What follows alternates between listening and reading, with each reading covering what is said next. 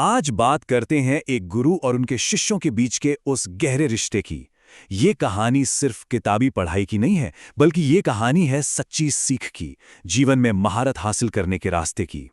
तो सबसे पहला सवाल ही यही आता है कि एक टीचर और एक गुरु में आखिर फर्क क्या होता है। देखिए, एक टीचर हमें कोई सब्जेक्ट सिखाता है ना? लेकिन गुरु, क्या एक गुरु की भूमिका उससे कहीं ज्यादा, कहीं बड़ी नहीं होती? गुरु का काम सिर्फ सिलेबस पूरा कराना या एग्जाम पास कराना नहीं है।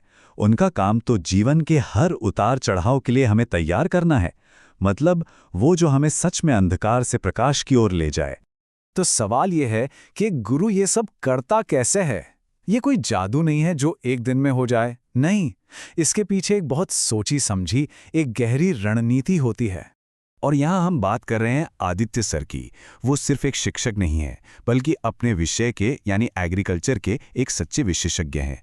एमएससी एग्रीकल्चर की डिग्री है उनके पास, और उनका वो गहरा ज्ञान उनकी हर एक योजना में साफ झलकता है। अब देखिए, ये क्लासरूम देखने में बहुत साधारण लग सकता है, लेकिन यहाँ जो हो रहा है वो असाधारण है। यहाँ बात सिर्फ किताबी ज्ञान की नहीं है। यहाँ तो स्टूडेंट्स को जिंदगी के असली इम्तिहान के लिए तैयार किया जा रहा है। और जैसा मैंने कहा, कोई भी बड़ा काम बिना योजना के नहीं होता। यहाँ हर एक स्टूडेंट की सफलता के पीछे एक बहुत ही बारीकी से बनाया गया मास्टर प्लान है। जरा यहाँ देखिए, बाएं तरफ है पूरे सिलेबस का प्लान, पीडीएफ बनाने से लेकर यूनिट टेस्ट तक सब कुछ। और दाईं ओर सिर्फ एक टॉपिक को समझाने के लिए बनाया गया ये डिटेल्ड माइंड मैप। ये तैयारी का लेवल दिखाता है। मतलब बड़ी पिक्चर से लेकर छोटी से छोटी डिटेल तक सब कुछ कवर किया गया है। और ये तस्वीर, सच कहूं तो ये तस्वीर सब कुछ बयां कर देती है। ये वो मेहनत है, वो तपस्या है जो पर्दे के पीछे होती है, जिसे कोई नहीं देखता। ये उन अनगिनत रातों की, उन अनगिनत घंटों की तैयारी है जो एक गुरु अपने स्टूडेंट्स के भविष्य को संवारने में लगाता है। लेकिन कहानी सिर्फ एक तरफ की नहीं होती। अगर गुरु अपना कर्तव्य निभा रहा है, तो अब बारी आती है छात्र की। छात्र को भी तो अपना कर्म करना होगा, है ना? ये एक बहुत जरूरी सवाल है। सोचिए, एक गुरु रास्ता दिखा सकता है, उसे रोशन भी कर सकता है, लेकिन उस रास्ते पर आखिरकार चलना किसे है? मंजिल तक पहुंचने का वो सफर तो स्टूडेंट को ही तय करना होगा। हमारे शास्त्रों में एक आदर्श स्टूडेंट के 5 गुण बताए गए हैं।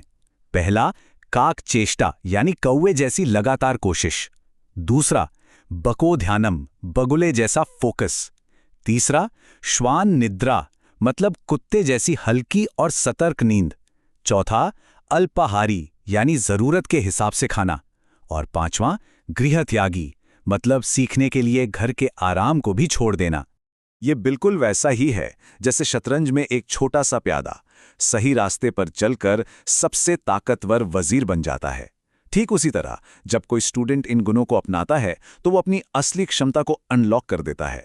तो क्या होता है जब एक गुरु की अटूट मेहनत और एक स्टूडेंट की सच्ची जिज्ञासा एक साथ आ मिलती हैं? तब होता है एक असाधारण संगम। और यही इस रिश्ते का असली सार है। एक वादा, आदित्य सर का वादा कि अगर कोई भी घर से ये सोचकर आएगा कि चलो आज क्लास में कुछ नया सोचने को, कुछ नया समझने को मिलेगा, तो ये गुरु और ये क्लास ऐसे ही जिज्ञासु और मेहनती विद्यार्थियों के लिए हमेशा ये प्रयास करती रहेगी कि एग्रीकल्चर सब्जेक्ट को बहुत अच्छे से समझाया जा सके। ये एक साझा मकसद है, एक कॉमन गोल। और ये तस्वीर इसी ख्याल को कितनी खूबसूरती से दिखाती है। सफलता कोई अकेली चढ़ाई नहीं है दोस्तों, ये एक साझा यात्रा है जहां गुरु और शिष्य ज्ञान की सीढ़ियों पर एक साथ चढ़ते हैं, कदम से कदम मिलाकर। और आखिर में ये पूरी कहानी सिर्फ एक क्लासरूम या एक सब्जेक्ट तक ही सीमित नहीं है। इसका सबसे बड़ा सबक हम सभी के लिए है, और वो है खुद पर विश्वास। स्वामी विवेकानंद के ये शब्द हमें हमेशा याद रखने चाहिए कि सबसे बड़ा धर्म है खुद पर विश्वास करना। नास्तिक वो नहीं जो भगवान को नहीं मानता, नास्तिक वो है जो खुद पर विश्वास नहीं करता। जब कोई इंसान खुद पर यकीन करता है तो उसका भविष्य उम्मीद और विश्वास की रोशनी से भर जाता है। तो जिंदगी के इस सफर में हम सबकी अपनी अपनी कहानी है। सवाल बस इतना है कि उस कहानी में हमारी भूमिका क्या है? क्या एक रास्ता दिखाने वाले गुरु की, या उस रास्ते पर पूरी लगन से चलने वाले एक समर्पित शिष्य की? इस पर सोचिएगा जरूर।